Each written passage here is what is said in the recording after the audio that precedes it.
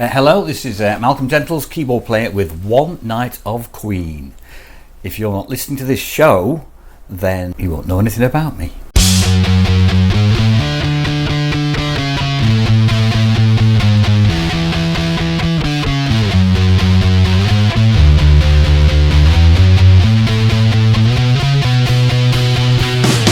Hello again, everyone. This is Ryan Whitting, and you're listening to another episode of Rockin You All Night, where we talk all things rock, all things metal, and all things with strings. And if you don't like it, then you must not rock.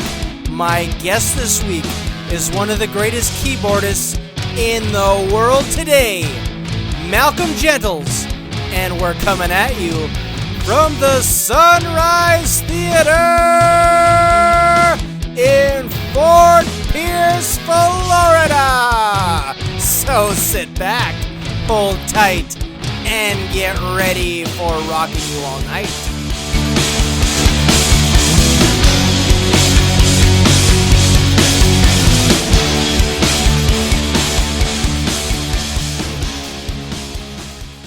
All right, ladies and gentlemen, I have with me one of the finest composers in the world today. I have one of the most accomplished musicians, keyboard players, pianists, instrumentalist. Of course, I'm talking about Malcolm Gentles from the One Night of Queen World Tour. Thanks, Ryan. Pleased Malcolm, to meet you. how are you, sir? Good. Good to see you again. So you guys are on this tour. This is now your, 17th world tour or 12th of the United States, right? It's my 11th, but it's 12th for the show. Let me get into some of the background of Malcolm Gentles. I've read that you were an accomplished musician at a very young age. How did you get discovered as being, dare I say, like a child prodigy? Were you discovered at around 5 as a great musician? Yeah, I wouldn't say a child prodigy, but I would. But yes. How did it happen? Let me think. My dad played the violin, okay. and other instruments too, and so I started following in his footsteps, and I went for a violin lesson, my first one, when I was about 5. So yes, Wow. So you're right there, and it went well, and my dad came to pick me up, and the teacher said, "Oh, by the way, did you know he's got perfect pitch?" At 5, you had perfect pitch. Yeah.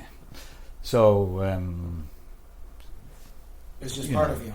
Yeah, I guess so. Yeah. Wow. There was always a piano in the house before then, and I was always like that, playing notes. Reaching to get the keys. Yeah. No kidding.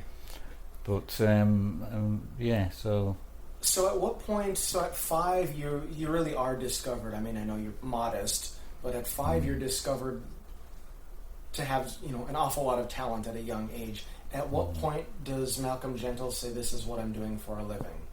Does that happen early teens or? Well, do you know what? Probably not what you're thinking. So I played the violin for about 10 years. Okay. So I'm quite seriously went to music school when I was 9. And then when I was 15, I completely turned my back on the violin.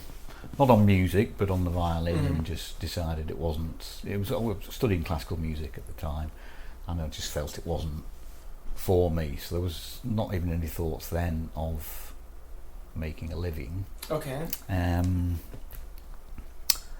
What brought you to the piano besides this little kid that's reaching for the keys? Well, I'd always played a bit. So over the years of playing the violin, I played a bit of piano all the way through that time. Not seriously, but for fun. And then I had this time where I played drums I studied percussion for about a year after giving up the violin. And then I went to college to study physics and maths for 3 years. I think it was 2 or 3 years. That went okay, but not brilliantly, Right. And I was just very lucky, actually, at this college I went to. My head of year happened to be the music teacher, she was always trying to get me involved in music, and I was like, no, I'm Really? not interested, trying to get me involved in everything. And but they in this college they had a Steinway grand piano in the main hall, which was always locked, and I think I'd been there maybe 6 months, kind of music free, and I think I asked for the key one day, and they just went in and opened it up and started playing, and then I kind of just ended up going in there every lunchtime and just... Not by coincidence the key to get to the keys.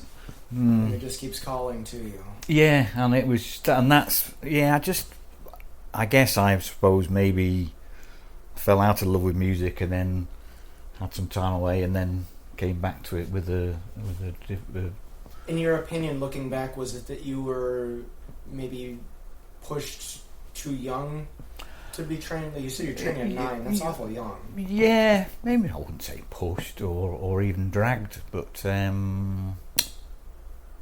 how shall I say it? I suppose it was just what I thought I should do.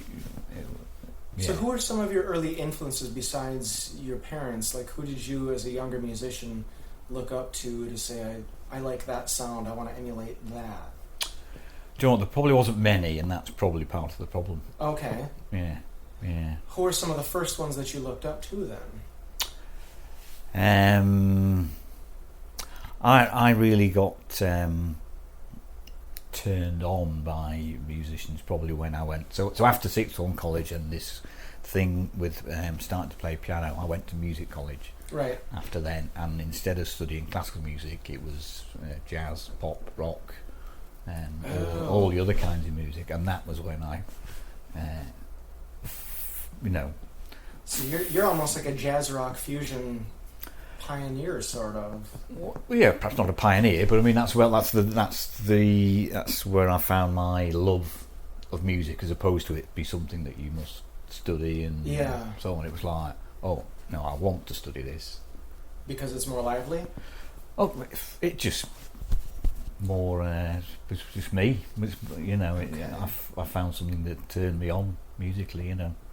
Okay, yeah, I find that because I hear that jazz rock fusion in not only what you're doing with Queen, but like I can just feel that the playing that you do here. It's like it's not.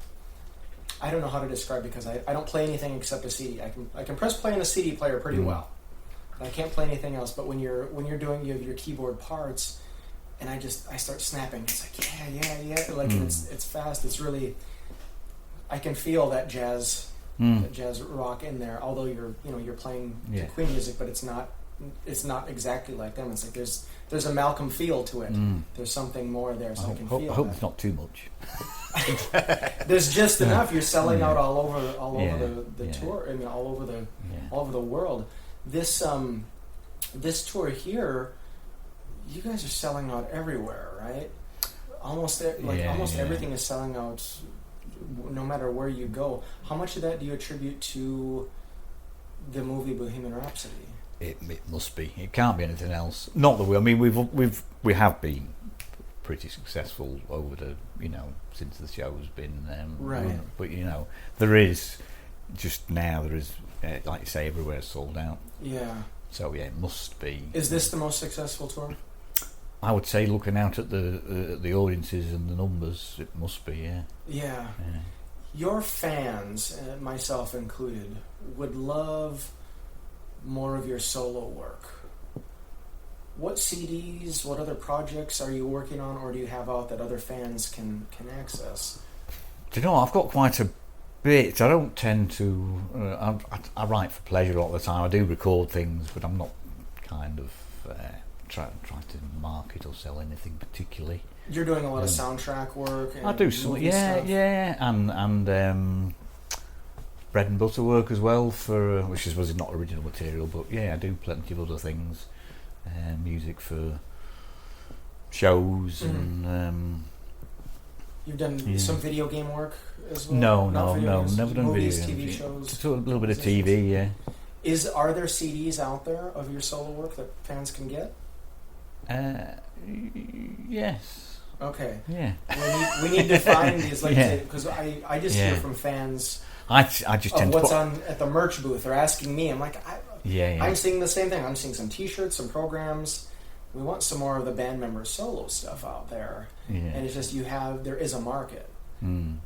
We just need to see that. Mm. And so I would just encourage, like, embrace that. Like, let's hear some more Malcolm solo stuff because people would want to see that. Where would be a good place for people to hear some of your solo compositions? Right now, I've got stuff on YouTube. I've got a YouTube channel which is varied, but there is some of my material on there. Okay. The other thing that I'm hearing from fans is they want a studio album from Gary Mullen and The Works. Original material. You guys, but to put out an album of whatever songs that you guys would write, but are not Queen songs. Mm-hmm. Has that been discussed, or is that a thought, or tell me why that hasn't happened after all these years? Do you know what? Never collectively, no. But I think Gary has an album, I think. He's got some. Yeah. Is there's no plan at this point to... No, I don't think so. No. And why is that? I don't know. If somebody asked me, if it was suggested, I would play on it. But, okay. It's just never... Well, let me be so bold as to suggest it. Yeah. Because you have fans that would love to hear that. Yeah. All over the world. Mm. They really would. I've read some other things about you that just fascinate me. Aside from being discovered at a young age, musical prodigy. Maybe you don't consider yourself that, but No. I do. Because I don't play anything. I could study all day and I wouldn't be able to do what you did at a young age. You played in front of royalty a few times, correct? Yes, I've over the years. Take me through how Malcolm Jennels performs in front of royalty. Now then, what was the last? Prince of Wales, I've heard. Yeah, the Royal Family of Kent. The last time I played in front of royalty was Princess Anne. Oh wow! And I was playing piano and backing up a singer. He was more of a songwriter actually. Now then I can't even remember his name. So it was just me and this guy who was, but he was known for his He's written songs for Tom Jones, the Drifters. I forget. Okay. So he was mainly a songwriter, and his kind of his thing. It was almost like an after dinner speaker talking about his life and singing some of the songs he'd written, and I was playing for him. No kidding. Yeah. What is that like when you're invited to Royal Family? Because I look at coming to see you guys as like, okay, this is Royal Family to me, to be one night of Queen. Yeah. When you're in front of Royal Family, it was a little bit. To be honest, I mean, because obviously we play in front of quite large crowds, and this was quite an intimate sort of dinner setting, maybe 100 guests or less, but very nerve-wracking. That's what I was getting at, because it seems like you'd have to be like, here you can have fun, the crowd is going to be wild. When you're in a setting like that, is that you have to be proper, more reserved? Yeah, this guy just turned up with his music. We had a little quick run through in the afternoon, and then that's it. Wow. Off you go. It just fascinates me. What do you have upcoming for your music, not involving One Night of Queen? What comes from here? I know you've got another tour lined up back overseas. But in terms of your own solo career? Nothing playing-wise is jumping out. I'm writing a book at the moment. Really? Yes, but I'm not going to... We're not going to give details on it? Yeah. Okay. It's for musicians. Yeah. So I've is been... it autobiography, though? Or is No, it's more an educational tool. Oh, phenomenal. Yeah, so I've just been doing that in my spare time on this tour. Spoiler alert to those that are watching, Malcolm's got a book, and I can already guess I'm going to probably give it at least 14 stars on a 5-star scale. At least. I admire your confidence. Dude, that's phenomenal. I would like a book at one point, so when you finish yours, I want to read it and see how you do it, because I need to learn from the masters like yourself. Who are some of the musical influences that you're listening to now? Who are the people that you like now? Oh, You mean contemporary Yes. artists? Yeah. Oh, no. Well, it doesn't have to be contemporary. It could be just like who are you listening to? I'm stuck in the 70s, really. So who are some of the favorites? I am too, and I wasn't there. Yeah. So to be honest, also, I'm really into musicians that might just be an individual musician or a session musician, or rather than bands. They're my influences. Such as, I want names. Okay. Well, like piano-wise, I discovered a guy called Richard T. He's not with us any longer. Okay. Session guy from Brooklyn, New York, and he was very active in the 70s, 80s, 90s. I think he may have died in the mid-90s. But I mean, he would have been playing with you. You'd have seen him sat behind Mariah Carey, Simon and Garfunkel. Oh wow! Busy as heck in the studios in New York. Okay. I can't even think. Michael Bolton. I'd have to, just look at the discography. Yeah. Yeah. So he's but he's one of my favourite pianists. Definitely. Okay. Yeah. Who else in the 70s? The drummer Steve Gadd. He's a big, big. Even though he's a drummer, big influence on me, and I'm a big fan. He's from Phoenix, by the way. Now, not from Phoenix, but lives in Phoenix. Oh, okay, yeah. It's a good place to be. Yeah, it's a good place to be. Yeah, he's from Rochester, New York originally. But yeah, great drummer again. His credits: Simon and Garfunkel, James Taylor, Barbra Streisand, Stevie Wonder, or whatever. So these are guys who you'll find amongst, they'll these the greats people of the greats. Yeah. These are the first call players who make magic on. What was it with the 70s? It just seems the music that was coming out then across the board, all different genres and styles, just seems like it had more substance. What was it back then? Something in the drinking water? Was the wine stronger? Well, definitely I'm not saying what they were doing, what they were drinking, but I suppose there was an era, wasn't there? Was that sort of funk disco groove time, wasn't even when all the TV themes were great, weren't they? Yeah. I think all the 70s and 80s, they were all like, Starsky and Hutch, they were great. Across the board, yeah. I mean, I still love stuff like Sanford and Son, like the theme music for something like that is amazing. We just don't have that anymore. It just seems something was different about it. I mean, were people more carefree? Were they more creative? I don't know.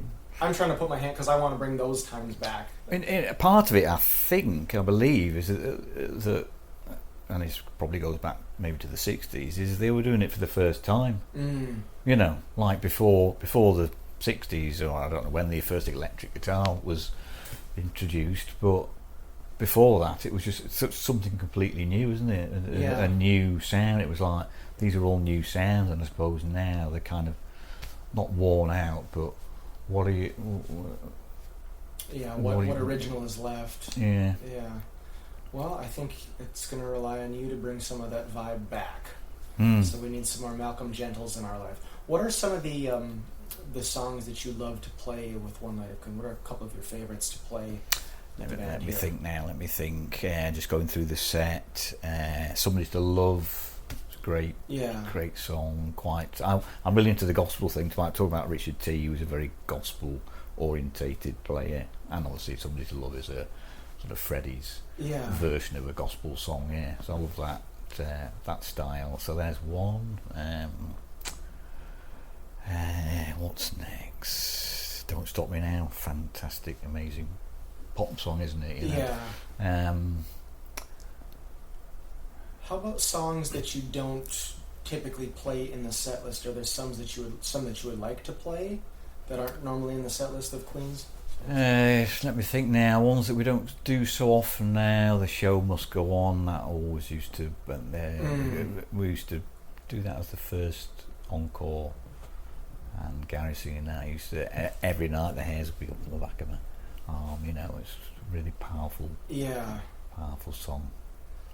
What would be your ultimate accomplishment for One Night of Queen? Is there one goal that you're striving for? Like, if you could just say, like, okay, this is the top of what we do, what would that be? Never ever thought about that. So you've already performed in front of royalty. You're already getting interviewed by celebrities like me. Yeah. Well, this may be it. This is the pinnacle. Thanks for making me laugh. Would there be any places that you would want to play that would be like, okay, we can't top this? Everest. Mount Everest. Wow. We can't top that. No, that's. Oh, I like. Sure. Yeah. No, it's a bit drool to breathe up there, wouldn't you? Hands would be a bit stiff too. So seriously, I'm. We've had a pretty good ride so far, and if it keeps on going, it will. It definitely will. And like I say, you guys are doing it better than everybody, and I really mean that. Let me go into. I've got 2 segments that I do. One is a signature segment, one is a new one. You might like this. So this segment is something new. For those who haven't heard, I'm going to bring this song back. The segment's called In the Year 2525. You remember that song? So, in the year of 2525, that is, of course, if man is still alive, when the name Malcolm Gentles comes up, what do you want people to say? Oh, now then. I don't get preparation for any of these questions, by the way. Nobody does. What was it again? In the year 2525, if man is still alive and the name Malcolm Gentles comes up, what would you like people to say? That's a good one, isn't it? Prodigy, composer, masterpiece, true artiste, cool dude. You've got me on that one. All right. Yeah. We may have to come back. We'll come back to that one. All right. Yeah, you've got me there. All right. Next question under the same segment. Clear my throat. Here we go. In the year of 2525. I can't sing it. That is, of course, if man is still alive. When the name One Night of Queen comes up in conversation, what would you like people to say?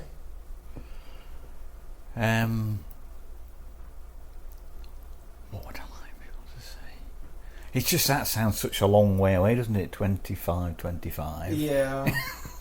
If you said 2025, but yes, I mean, will they know what a tribute band is then? Yeah. So if it was changed to 2025, so a few years down the road. Oh, well, yes, that would be easy. That would be like, one of the greatest, if not the greatest, tribute bands. I would think. Heck yeah. I would hope they would be saying that. I think. But in 25, well. If man is still alive. Yeah. I don't. Yeah. All right. So last one. Or because they could say, there was this thing. Once upon a time, there was a thing called a tribute band, and here's a very good example. I like it. I like the way Malcolm thinks. Yeah. So in the year 2525, if man is still alive, the name Queen comes up. The band Queen. How should they be looked at and spoken of? I think they will have a place. So if we go back 500 years, then we'd know about composers, don't we? Perhaps Bach is not quite that far back, but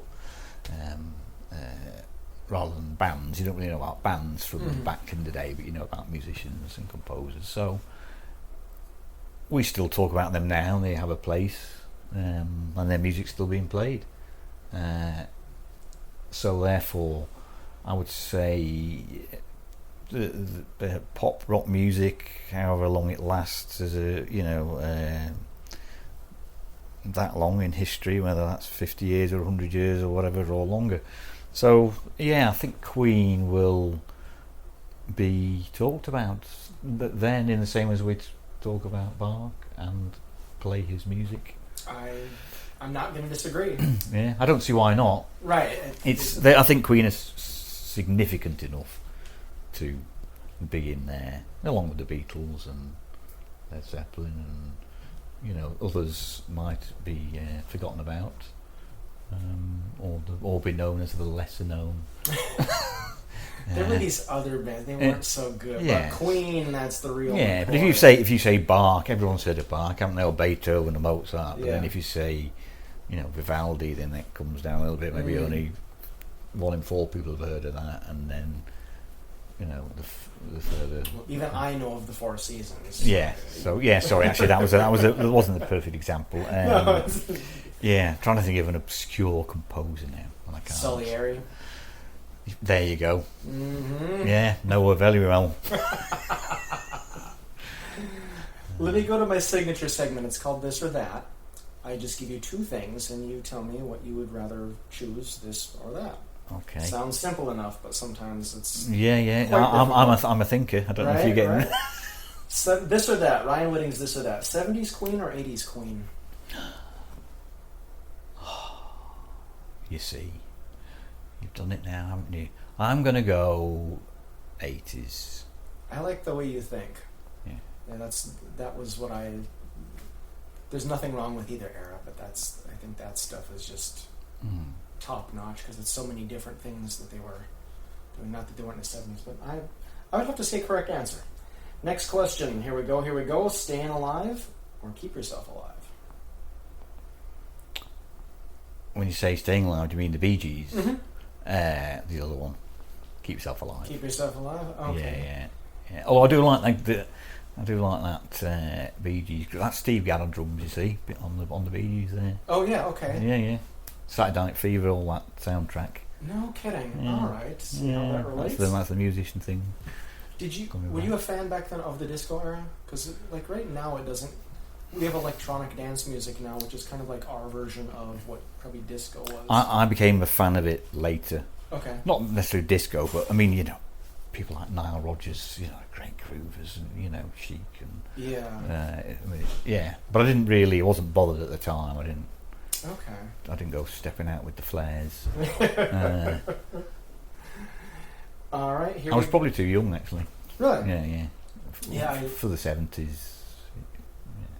So if there's a time machine, I need to go back. I need to experience 70s like as it happened. I'd like to go back to 70s New York and take me with you. See how fun and dangerous it was.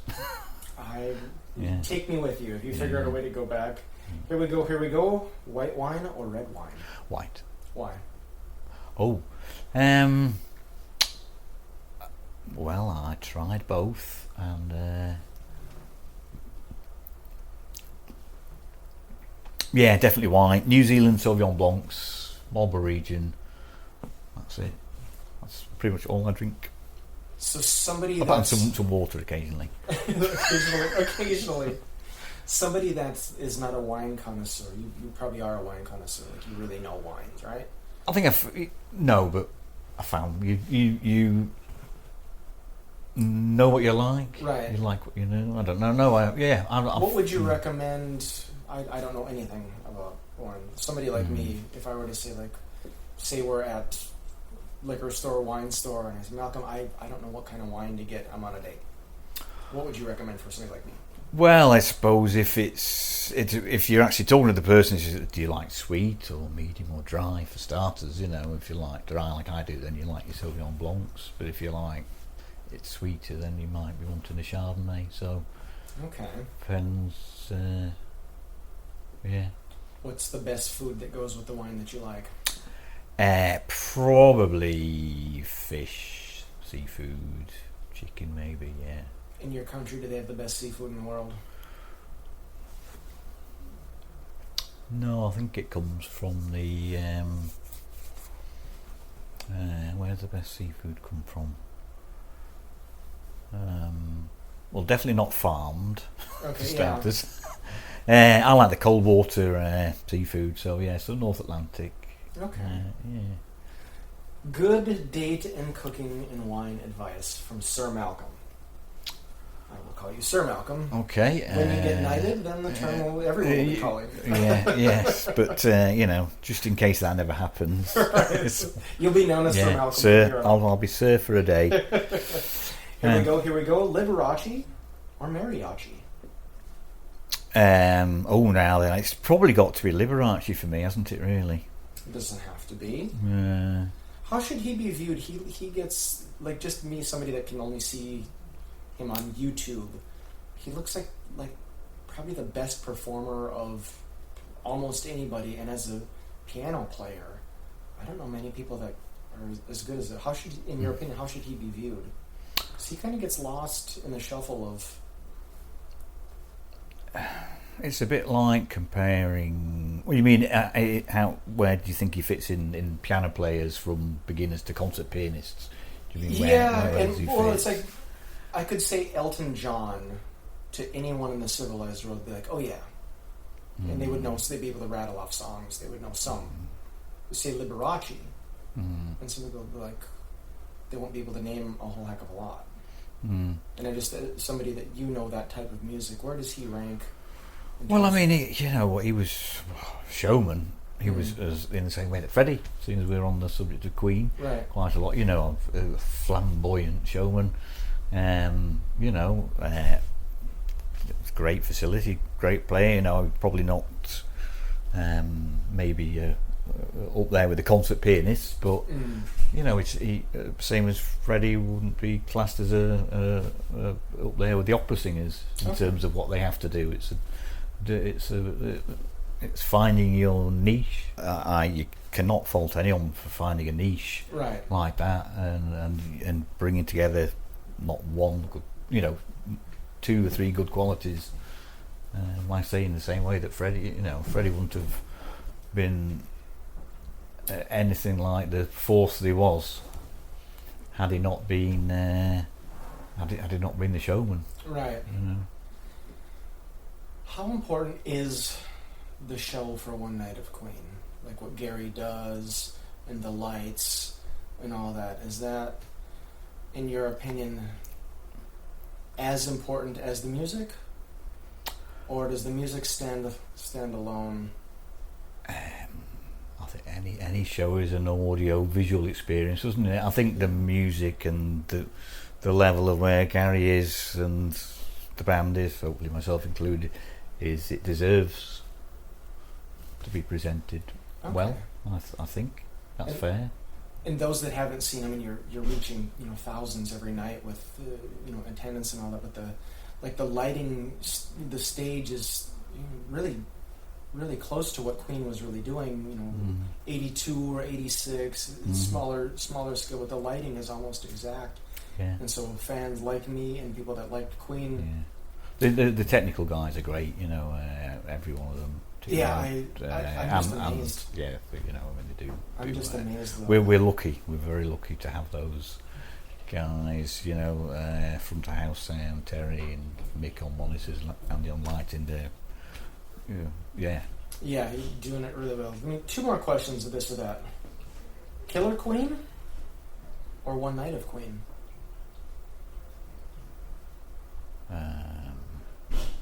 Can you elaborate on that question? Have I got to choose one or the other? You don't have to.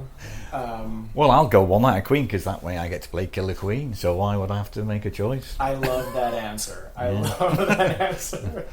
I asked some of your bandmates that, and just most of them are modest and choose the songs. Oh, well, you can't top that song. I'm like, and I usually say wrong answer. The correct answer is One Night of Queen because I think so highly of your show and your music and your performances. So we're sticking with One Night of Queen because you get to play Killer Queen.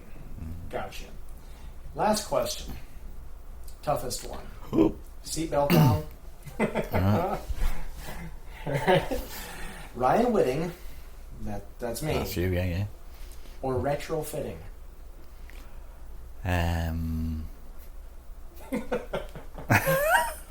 Does not want to choose me. No.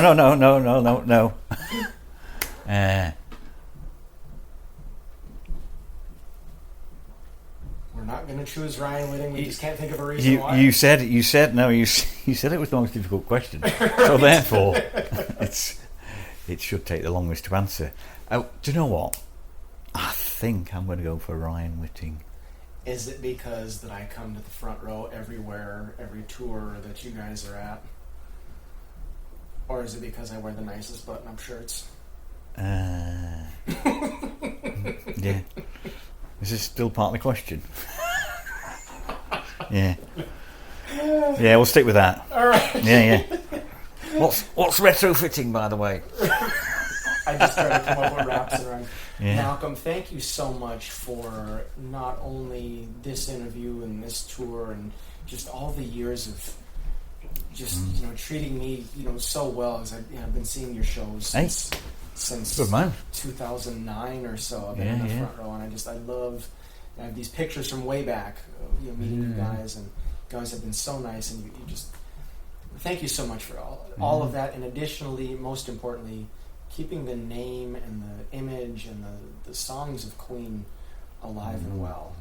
That means so much to all of us. Oh, that's my pleasure. Yeah, always is. Yeah, you're doing a just phenomenal job. Yeah. Well, my pleasure. Thanks for enjoying it, and I'm going to keep coming back. Hey, thank you for this. Is my first ever solo radio interview. Are you serious? I'm absolutely serious. Yes. Can you believe it? The guys have been saying for years that I've got a great face for radio. Well, that's what they tell me. And here I am. That's surprising because you've done so much from a young age. Well, I'm honored to have this as the first interview. Yeah. I think I've been in the background once or twice with the other guys, and probably just gone. Oh wow! Oh, yeah. I'm flattered. This is the first. I would have thought you've been doing for years and years and years. Yeah. Well, you know what? We're gonna get that name out there all over, and we're gonna start the campaign to make Sir Malcolm real Sir Malcolm. If anyone does actually want to listen to any of my music, I say I've got it on the YouTube channel. and that's it. I couldn't even tell you what it's called. All right. Well, we will search Malcolm Gentles on YouTube. Yes, I think it's. And I know you've got Instagram. You just got on there, and yes, on I'm not very au fait with Instagram actually. I'm quite good with Facebook, but I haven't really got my head around Insta. Yeah, well, Instaface. Just get it out there and do what you do, and it all happens. But I will plug everything that we do here, and we will get that out there in front of as many people as we can. Yeah. And we're going to get you to even higher levels. Yeah. Well, thanks for supporting the show. Well, Malcolm, thank you so much for being on Rockin You All Night, where we talk all things rock, all things metal, and all things with strings. And if you don't like it, then you must not rock.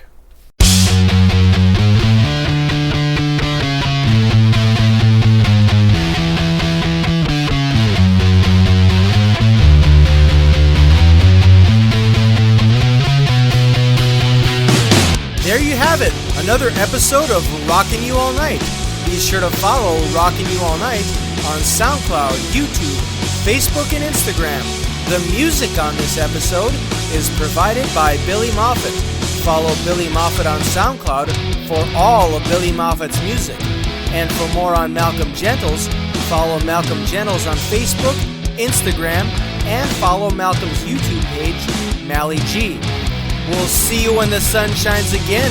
Until then, follow along, leave comments, click like and subscribe, and remember, we've only just begun.